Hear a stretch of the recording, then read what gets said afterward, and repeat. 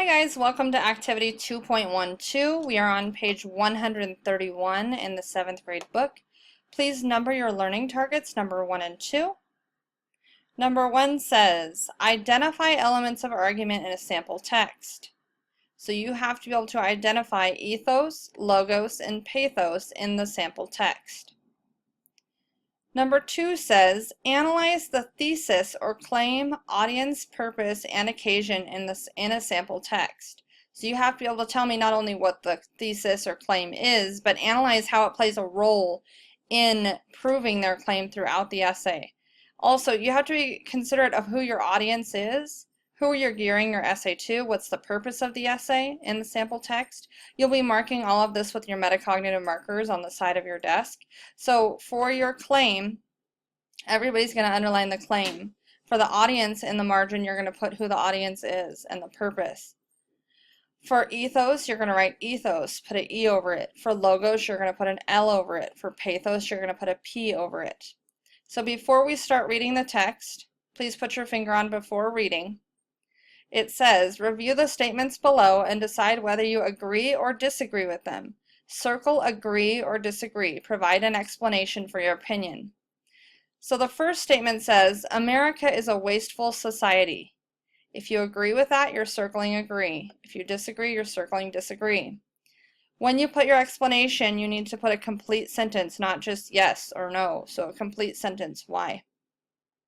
Second statement says, everyone should be forced to recycle his or her used goods. Please put whether you agree or disagree, and then a complete sentence under explanation. Third box, excessive trash is destroying our planet. Agree or disagree, and a complete sentence.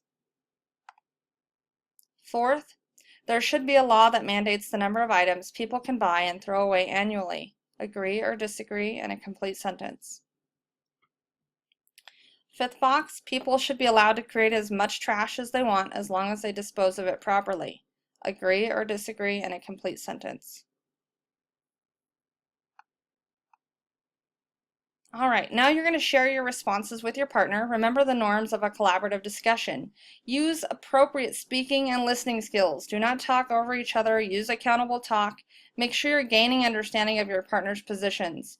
As you listen to your partner's ideas, adjust and add your own ideas as appropriate. Ready, set, share. Next, put your finger on during reading. Number 2 under during reading says, as you read the text, American the Not So Beautiful, use metacognitive markers to question the text, so question mark for questions, to make a comment with an asterisk, or to signal an interesting idea with an exclamation point. You also can underline key ideas or important details. Please also mark anything on the side of the text, like write the actual question or a comment on the side.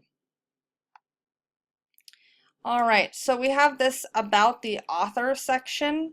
Please read about the author to your shoulder partner now.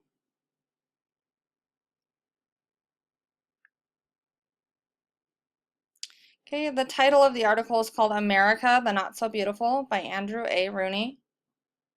I'm going to read the first paragraph with you. As we're reading, please mark your text. You're marking for quite a bit of things this time. Every time you see logos, you're putting an L. Logos is logic or facts. Every time you see pathos, you're putting a P. Pathos is emotion. Every time you see ethos, you're putting an E. Ethos is building trust. So I'm going to write those on the board now so that you have them on the margin of your book, but you're marking those as you go along.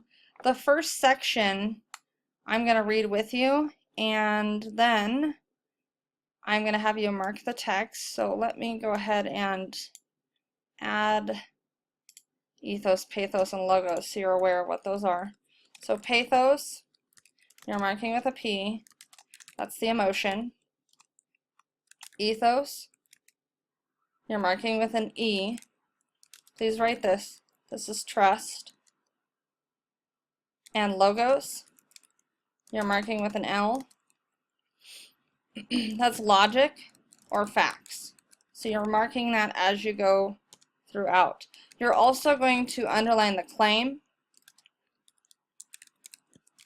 And then the audience, you're going to write at the top of the page, who is it? So you're just going to write this. Who is the audience? Who is it being geared towards? You're also using your metacognitive markers that are on the corner of your desk.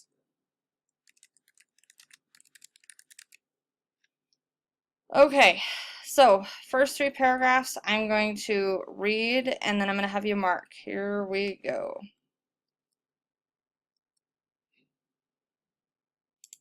America, the Not So Beautiful, by Andrew A. Rooney.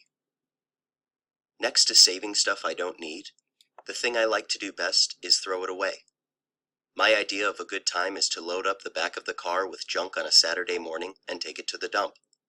There's something satisfying about discarding almost anything. Throwing things out is the American way.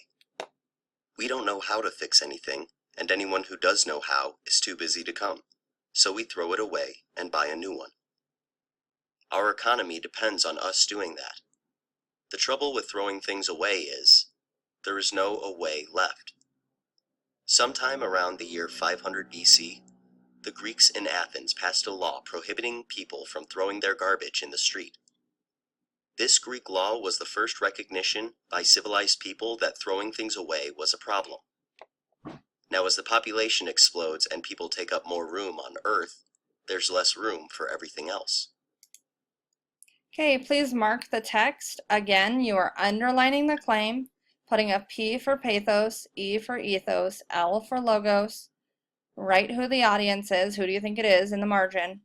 And then you're using your metacognitive markers. So key ideas and details you're underlining. You're putting questions with questions in the side of the margin. Asterisks for comments or exciting points. So you want to add all of those metacognitive markers as you go throughout. Please mark paragraph 1, 2, and 3 now.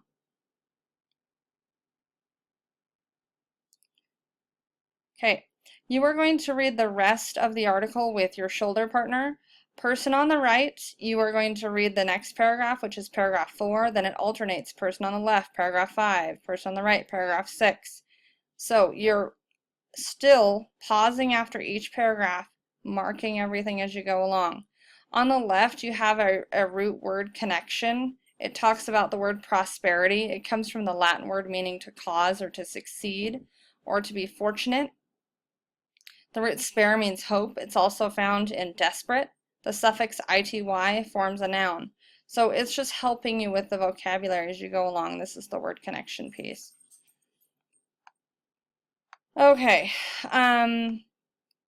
you are going to read the whole entire article all the way down, and the goal of this is to complete a soapstone. A soapstone is very beneficial because it helps you break down the text and analyze the text at a deeper level rather than just reading a text and being done with the text.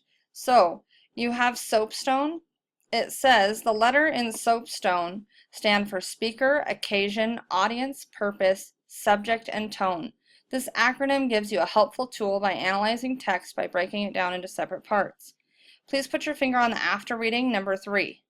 Number 3 says, use the soapstone strategy to analyze the argumentative text. It works particularly well when analyzing nonfiction texts. So the first one's subject, it says, what is the topic? You're putting your analysis here, what the topic is, that's your own opinion.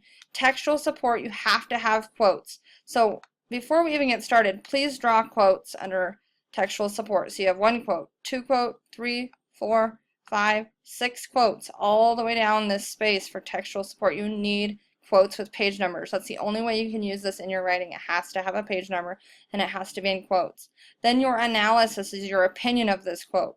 This is what we do all the time. This quote displays, this quote conveys, this quote persuades. Whatever your power verb is, you just need to add that in your analysis of what that quote means. Why is that the subject? How do you know it's the subject? Or occasion says, what are the circumstances surrounding this text? So what's going on in the text? What time period? What's causing this to happen? Audience. Who is the target audience? Is it for a 5-year-old? Is it for a 70-year-old? How do you know? You have to have a quote, and then this quote displays, or this quote conveys the fact that. You have to have that under your analysis. Purpose. Why did the author write this text? So you have to have a quote that shows why you think the author even wrote this text. What's the point? Speaker. What does the reader know about the writer? You're putting the quote here, and then you're analyzing it. This quote shows that this is the speaker, okay? Tone. What is the writer's attitude towards the subject? So in other words, how does the writer feel towards the subject? You have to have a quote that shows how the author feels, and then your analysis of that. So your analysis would be something like, this quote portrays the fact that the author feels blah because blah. All right, number 4. Number 4 says, while a thesis is an expository text, most often explains the writer's main idea. A thesis or claim in an argumentative text is the writer's position or point of view on the issue. Read the example of a claim below. Mark the claim by underlining its subject, usually nouns, and circling its opinion, words with strong connotations, and by highlighting the reasons to be developed. So in the claim, you're underlining the first part, so I'm going to underline that. You're underlining its subject. Please underline this with me. Underlining the subject and circling the opinion. Some of us had problems when we were doing this in class. You had the subject, like anyone who bullies should be kicked out of school. You had the subject, but then you didn't add the opinion. You need to have an opinion. So the claim says, there are numerous downsides to year-round schooling. It has no positive effects on education, it adds to the cost, and it disturbs the long-awaited summer vacation. Please underline the subject, circle the opinion. Okay, next one. It says, write a clear and concise claim for Andrew Rooney's essay. Use information from your Soapstone analysis. Reread the text as needed to write the claim. You need to write a claim right here that has subject and opinion. So you are writing a clear, concise claim, clear claim for the essay that you just read. And it needs to have 2 parts, subject and opinion. Please write that now. Okay, the last piece, we're going to do a quick write. Write your ideas about both sides of the issue your class chose to write about. Share your position with your writing group. As a group, come up with a consensus about your position and make a claim. Present your group's writing position and claim to the class. Okay, number 7, as a class, select a position and claim. So we're going to select one together as a class. I'm going to pause it. And then number 8, use the Soapstone graphic organizer on the next page to generate your initial ideas about the class position claim.